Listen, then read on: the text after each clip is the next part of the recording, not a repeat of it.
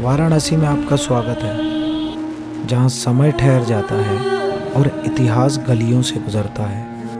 यह एक शहर है जहाँ भूतकाल वर्तमान में मिलता है, धार्मिकता की भूमिका बढ़ती है और हर कोने से प्राचीन ज्ञान की कहानियाँ सुनाई देती हैं।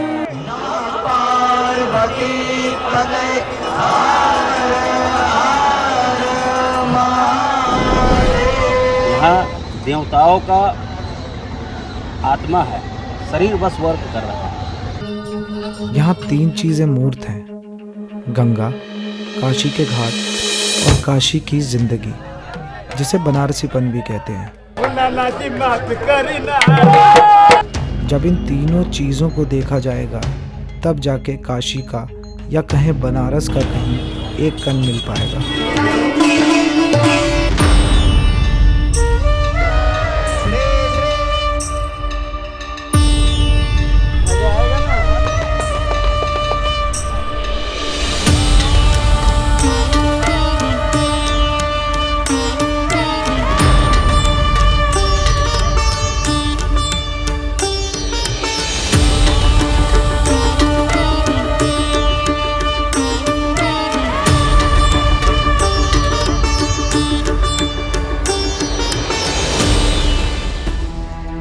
आए तो हम यहाँ पर देव दीपावली के लिए थे, पर जब बनारस के बारे में यहाँ के लोगों से पूछना शुरू किया तो यहाँ की तो कहानी ही अलग निकल के आई। काश्यते प्रकाश्यते इति काशी, जो हमारे ज्ञानों को जो प्रकाश करते हैं वो काशी।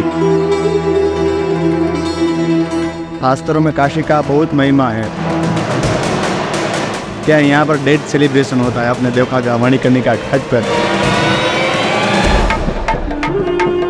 तो काशी क्या है? ये अलौकिक शरीर है। जैसे हम देखते हैं दिल्ली है, गुजरात है, लेकिन जो काशी है वो अलौकिक है।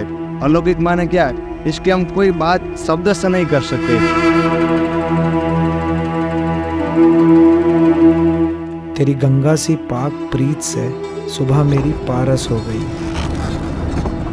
डुबकी जो ली रूह ने सुबह, ये जिंदगी बनारस हो गई। तो 80 घाट से आपने बैठा है, वहाँ से एक 80 नदी बहता रहा।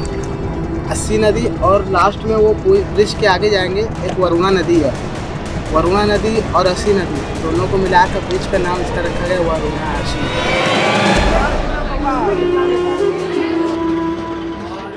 ये बोलना गलत नहीं होगा कि जो एक बार बनारस गया वो वहीं का होके रह गया। और ये मैं इसलिए कह रहा हूँ क्योंकि ये स्क्रिप्ट लिखते वक्त मैं बनारस का अपना दूसरा चक्कर ऑलरेडी लगा के आ चुका हूँ।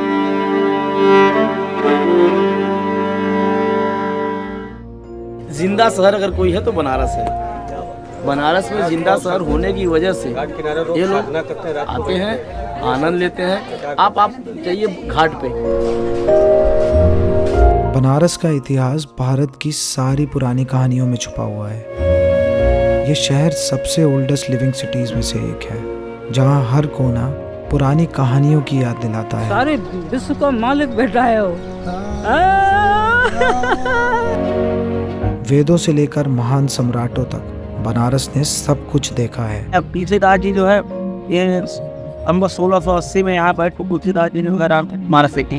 बनारस के घाटों पर धूल सा फिरता मैं इधर से उधर जा रहा था।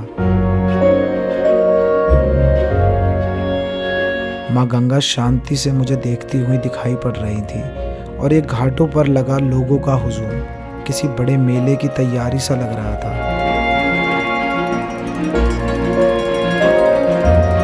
शहर की स्ट्रेस और एंजाइटी वाली लाइफ का बोझ यहाँ घाटों पर घूमकर थोड़ा हल्का होता महसूस हुआ।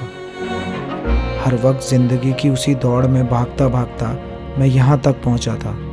बहुत से लोग भागते तो ज़रूर हैं, पर बीच में ही अपना रास्ता भटक जाते हैं, और मैं भी उसी भटके हुए रास्ते से होकर इधर पहुँचा था।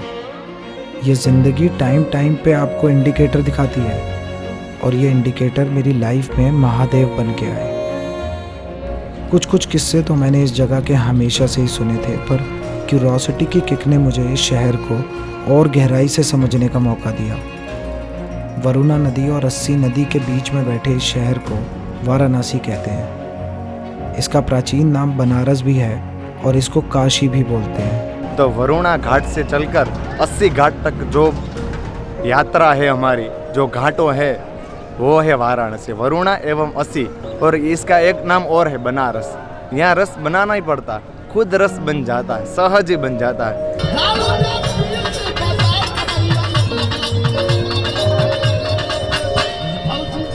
कहा जाता है कि जो कभी नहीं आया एक बार भी आ गया तो उसको ऐसे ही मोक्ष मिल जाता है। यहाँ देवताओं का आत्मा है, शरीर बस वर्क कर रहा है। आपके लिए हाँ, बनारस काशी क्या है? विश्वनाथ जी विराजे हैं ना, विश्वनाथ जी, विश्वनाथ पर विश्व का नाथ, नाथ मानव परमात्मा। डायरेक्ट काम हमारा डायरेक्ट है। इस जगह के कण कण में डिवोशन एंड एनर्जी बसी पड़ी है, जिसका प्रमाण यहाँ घाटों पर भगवान शिव की आराधना करते साधु, माँ गंगा में डुबकी लगाते लोग और हर हर महादेव के नारे लगाते भक्त दे रहे थे।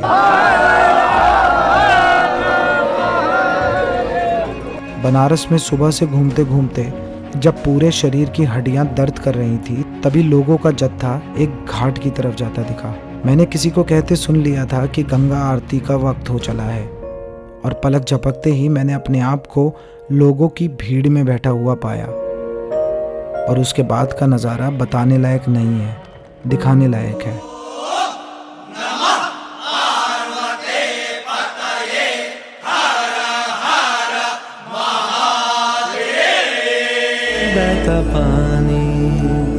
इस गंगा आरती को शब्दों में बयान कर पाना मुश्किल है। गेरुए रंग में सजे हुए ये पंडित आम जनता और माँ गंगा के बीच होने वाली बातचीत का एक जरिया मालूम हो रहे थे।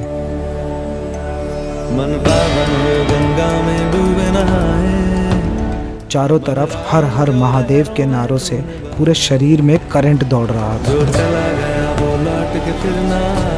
गंगा आरती एक तरह का जश्न है जो बनारस में रोज सुबह और शाम मनाया जाता है।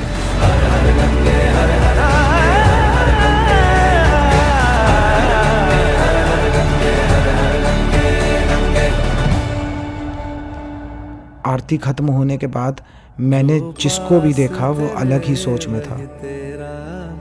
कोई तालियां बजा रहा था तो कोई अपने होटल के कमरे में वापस जाने के लिए बेचैन दिखा। मुझे आरती के बाद एक अजीब से स्टेट ऑफ माइंड का एहसास हुआ, जिसे मैंने सब्र और शुक्र का नाम दिया। मुझे ये जो भी हो रहा था कुछ समझ नहीं आ रहा था। मैं बनारस में बहुत गहरे विचारों में कहीं खो सा गया था। आज बनारस की रात बहुत सुंदर लगी।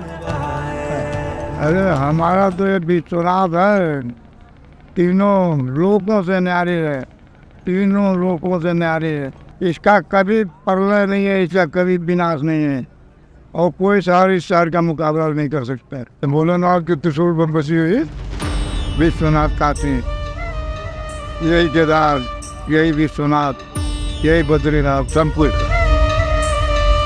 पूरा बनारस देव दीपावली के लिए ऐसे सज रहा था जैसे आनंद वन में हजारों जुगनुओं की कोई सभा चल रही हो, या फिर यूं कहें कि कई सारी आत्माएं अपने चेहरे पर मुक्ति का नूर सजाए आसमान की ओर जाने का इंतज़ार कर रही थी। और महादेव को एक बार फिर से शुक्रिया बोल के मैं वापस आ गया अपने हॉस्टल।